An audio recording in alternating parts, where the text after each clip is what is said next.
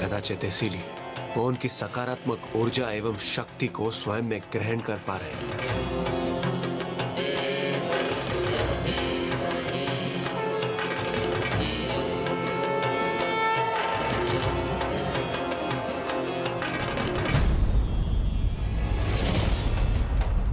इसी मंत्र का जाप करते हैं ना आप असुर जी? वैदिक मंत्रों में सर्वोच्च है जिसका स्थान, सर्वाधिक है जिसकी महिमा, और जब भी आप इसका पाठ करते हैं तो आप ज्ञान के प्रकाश को पाने के सन्मार्ग पर चलने की प्रार्थना करते हैं। ये कैसा दोहरा आचरण है आपका असुर जी? जिन माता आदि शक्ति का विरोध कर उनसे युद्ध करने की आप इच्छा प्रकट कर रहे हैं, उन्हीं की पूजा कर उनसे बल प्राप्त करते हैं। भले ही दंभवश उनकी शक्ति की सत्ता को तो आप स्वीकार नहीं करते, किंतु अवश्य ही भीतर उनको स्वयं से श्रेष्ठ मानकर उनकी पूजा भी करते हैं आप। कैसा परिहास है ये तुम्हारा बालक!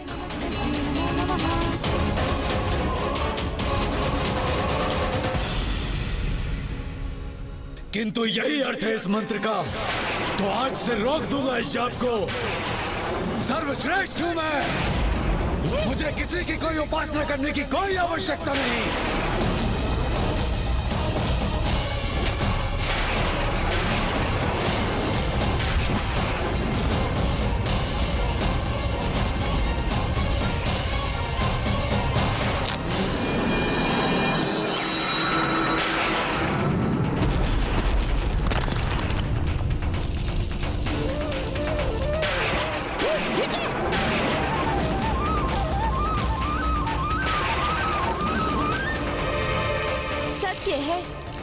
विनाश काले विपरीत बुद्धि। ये भी ज्ञात नहीं इस मूर्ख असुर को कि मंत्र के जाप से प्राप्त संपूर्ण शक्ति भक्त की जाप माला में ही संचित होती है।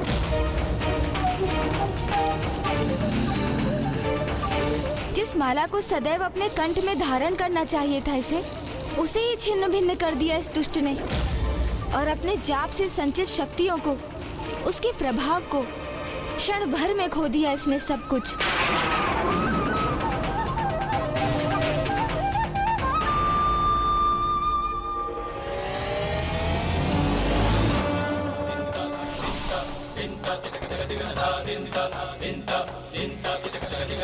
अब तक जो भी सकारात्मक ऊर्जा एवं शक्ति इसे प्राप्त थी, वो मंत्र जाप की माला तोड़कर खो दी इसने। इतना तुच्छ और लघु होकर भी मेरे बल पर संदेह करने का दुस्साहस कर रहे हो तुम?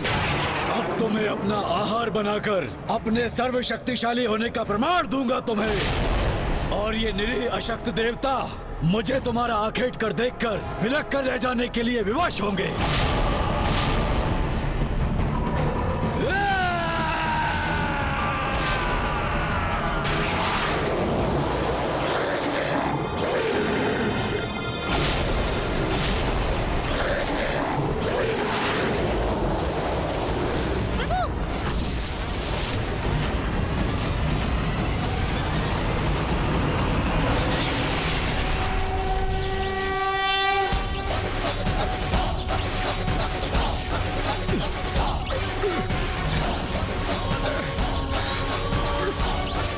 अद्भुत है प्रथम पूज्य गणेश जी की शक्ति।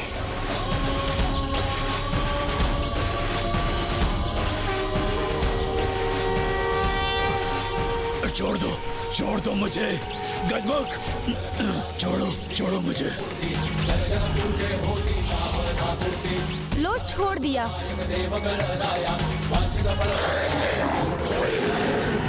चलिए मूषक जी, जिस कार्य के लिए आए थे वो तो हुआ नहीं, किंतु उससे भी अधिक महत्वपूर्ण कार्य संपन्न किया है हमने।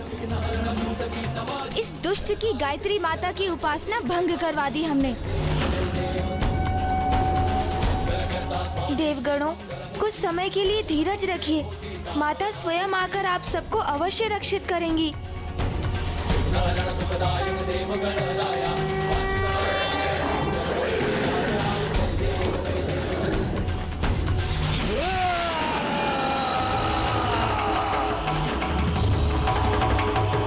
प्रस्थान कहाँ क्या कर रहे हो गजमुख बालक? अभी ये क्रीड़ा शेष है, क्योंकि एक मच्छर अगर सिंह को डंक मारने में सफल हो जाए तो वो सिंह नहीं हो जाता।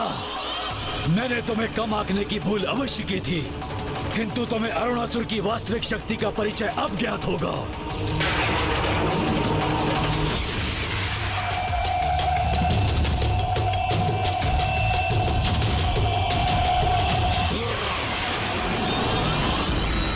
हट जाइए मेरे मार्ग से असुर जी। आपसे युद्ध करने नहीं आया मैं, क्योंकि जिस युद्ध के लिए आप इतने तत्पर हैं, वही आपके सर्वनाश का कारण बनेगा। वो युद्ध निकट भविष्य में अवश्य होगा, किंतु अभी मुझे रोकने का कोई लाभ नहीं। मुझे जाने का मार्ग दीजिए। अच्छा, जाना चाहते हो यहाँ से? तो प्रयास करके देख लो। तुम्हारा भाग्य यहाँ तुम्हारी मृत्यु के लिए लेके आया है, जो मेरे द्वारा नियत है। तो जाओ। यदि गणेश जी आगे बढ़े तो वो संकट में आ जाएंगे। यहाँ से बाहर जाने वाले मार्ग में तो इस असुर ने भयंकर जाल बिछा रखे। हमें कैसे भी गणेश जी को सावधान करना होगा। थल और आकाश दोनों मार्ग से भीषण लावे का संकट है। गणेश जी! गणेश जी! गणेश जी! गणेश जी! ये तुच्छ देवता कितना भी प्रयास कर लें, किंतु ये तुच्छ गजमुख को सावधान नहीं कर सकेंगे। गणेश जी!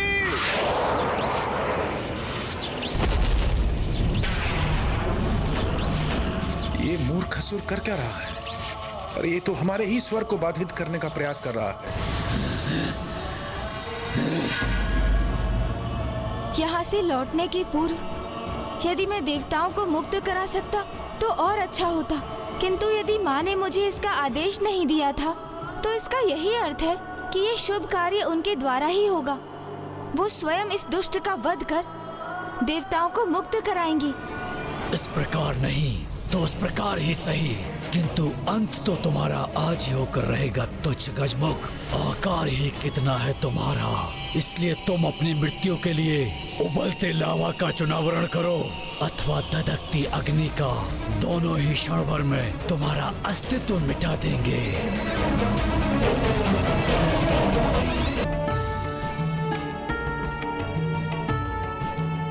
प्रथम पूज्य गणेश जी को वहाँ से लौटने में इतना विलंब क्यों हो रहा है माता? अवश्य लौटेगा पुत्र गणेश, और जो वचन दिया है उसे पूर्ण भी करेगा।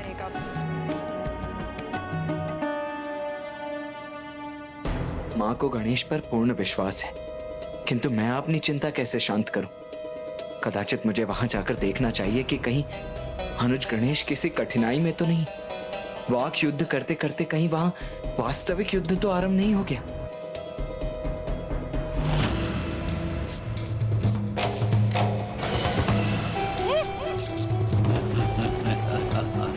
अब कुछ ही पल शेष हैं इस तुच्छ गजमुख के जीवन के।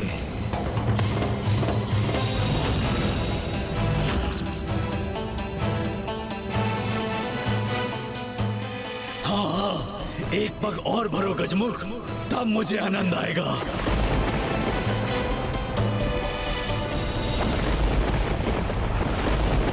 रुक जाइए मूषक जी। क्या हुआ प्रभु?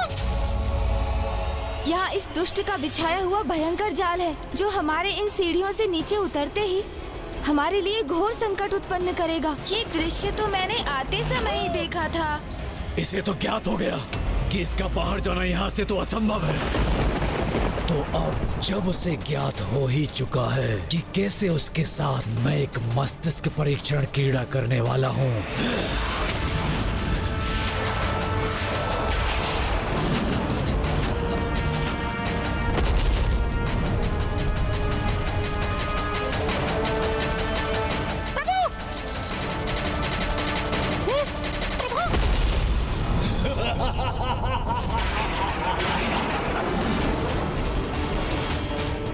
अब तुम्हारे समक्ष दो ही मार्ग हैं। प्रथम, मुझसे युद्ध कर अपनी मृत्यु स्वीकार करो, अथवा यहाँ से जाने की चेष्टा करो,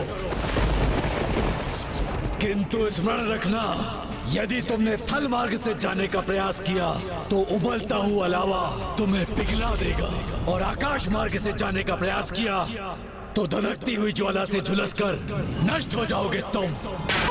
अपने विशाल काय आकार को लेकर इतना अहंकार क्यों है आपको? आकार ही किसी के सामर्थ्य का सूचक क्यों है आपके लिए? उचित कहा प्रभु।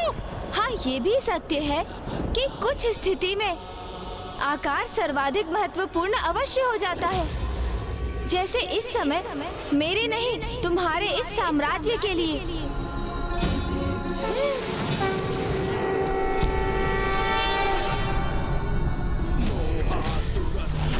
अरे ये तुच्छ छोटा सा गजमुख बालक इतना विशाल काय कैसे हो गया?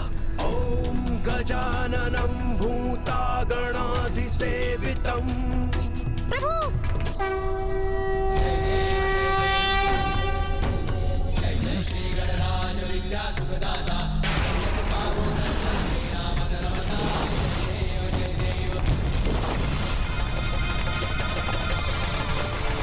इसके बाहर के प्रभाव से ये स्थल भी विभक्त हो गया, जिसके कारण मेरा भवन वो नष्ट हो रहा है।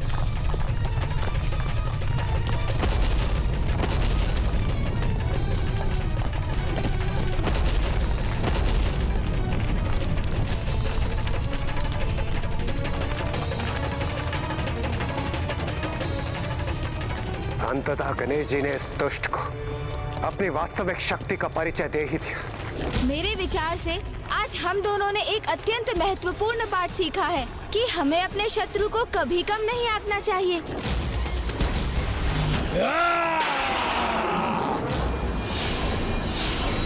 अरे तुच्छ देवताओं, तुम कहाँ मक्षिकाओं के समान उड़े जा रहे हो? तुम्हें तो कीट पतंगों के समान अपने पैरों में दबा के रखूंगा।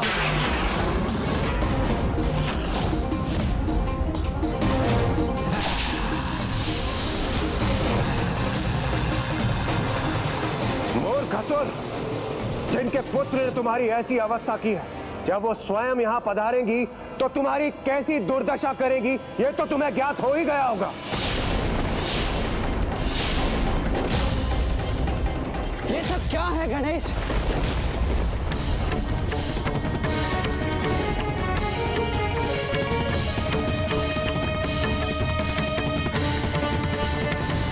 यहाँ क्या करने आए थे तुम? और ये सब क्या कर दिया तुमने? शक्ति प्रदर्शन में देखो कितना विनाश कर दिया है तुमने। और माँ को दिया हुआ वचन, जिस कार्य के लिए उन्होंने तुम्हें यहाँ भेजा था, वो पूर्ण किया ना तुमने? क्या उस असुर के वध का उपाय ज्ञात कर सके तुम? उत्तर दो गणेश। नहीं भैया, किंतु उस दुष्ट को एक उचित पाठ पढ़ाने की बहुत आवश्यकता थी। वो मेरी युक्ति में नहीं उलझा। किंतु आप चिंता ना करें, मैं वो भी अवश्य ज्ञात कर लूंगा भैया। किंतु अब उसकी मृत्यु के कारण को कैसे ज्ञात? तो उस समय उन दोनों के अतिरिक्त वहां और कोई नहीं था, तो उन दोनों के अतिरिक्त और किसे ज्ञात हो सकता है ये रहस्य? अब हम स्वयं तो अतीत में जाकर वो संवाद सुन नहीं सकते ना गणेश।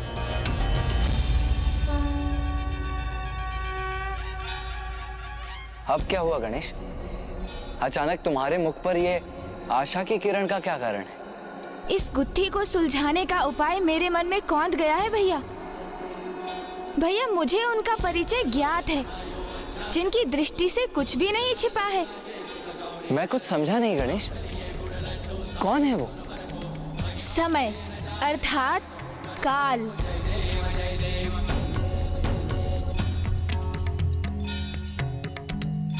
काल को सब ज्ञात है, अर्थात माता कालरात्रि को सब ज्ञात है भैया। बीते समय में जाकर उस रहस्य को उद्घाटित करने में वो हमारी सहायता करेंगी।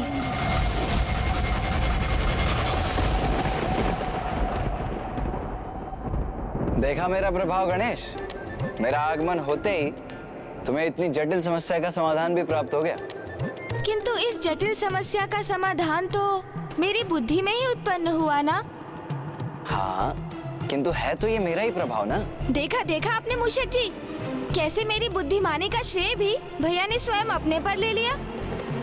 किंतु प्रभु, ये भी तो हो सकता है यह मुझ बुद्धिमान की उपस्थिति के कारण आपको ये विचार आया हो। मूषक जी, आप भी ना। ये तो बिल्कुल उचित कहा आपने मूषक जी। धन्यवाद कार्तिकेय जी, धन्यवाद। गणेश, हास परिहास में हमारा समय व्यर्थ करना उचित नहीं है। अब समाधान तो सूझ गया है, किंतु माता काल रात्रि को समय में पीछे जाकर हमें सब बताने के लिए कैसे मनाओगे? क्योंकि दुर्गमासुर से भेंट होने के पश्चात से ही वो तो अत्यंत क्रोधित हैं। दुष्टों को समझाना नहीं, उनका संहार करना है मेरा स्वभाव। इसीलिए मुझे उसका संहार करने भेजना चाहिए था आपको।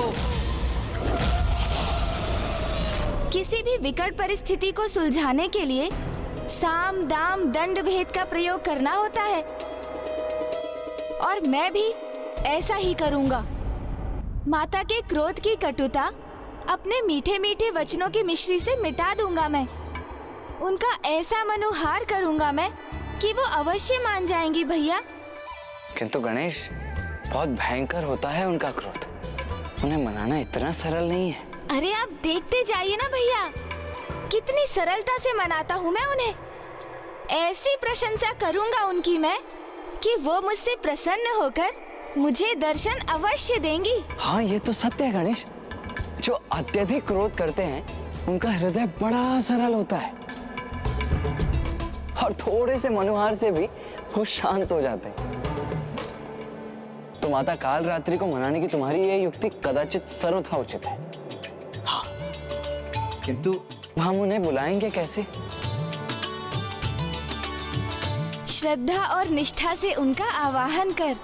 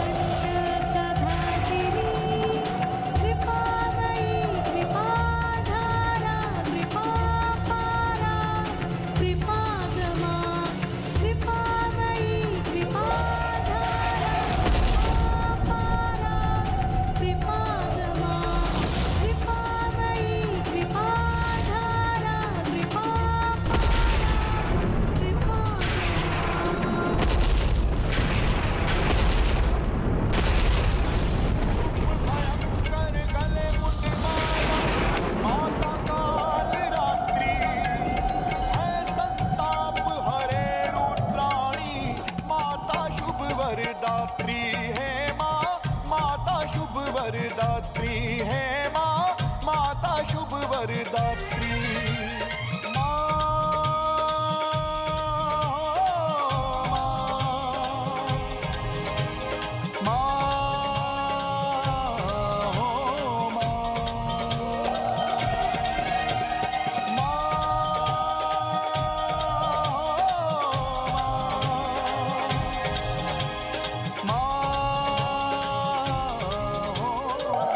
बताओ, क्यों आवाहन किया मेरा?